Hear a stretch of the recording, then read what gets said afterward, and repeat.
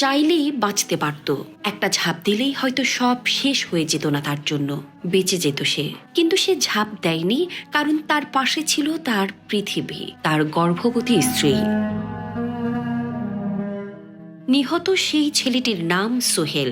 ঈদের ছুটিতে স্ত্রী আর বাবাকে নিয়ে বাড়ি ফিরছিল সে। স্বপ্ন ছিল পরিবারের সাথে হাসি খুশিতে ঈদ কাটাবে, কিন্তু সেই স্বপ্ন ভেঙে গেল মুহূর্তেই। সদরঘাটে এমভি জাকির সম্রাট 3RM আসা যাওয়া 5 লঞ্চের ভয়াবহ সংঘর্ষে সবকিছু তছনছ হয়ে যায়।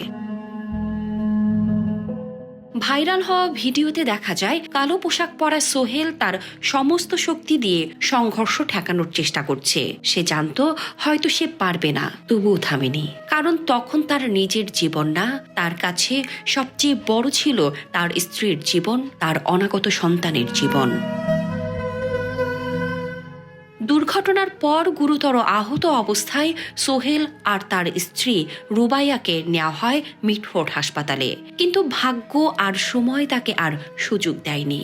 চিকিৎসকরা সোহেলকে মৃত ঘোষণা করেন। তার স্ত্রী এখনো হাসপাতালে লড়ছে জীবনের সাথে, আর তার 52 বছর বয়সী বাবা মিরাজ হোসেন এখনো নিখোঁজ। একেই বলে ভালোবাসা, একেই বলে দায়িত্ব।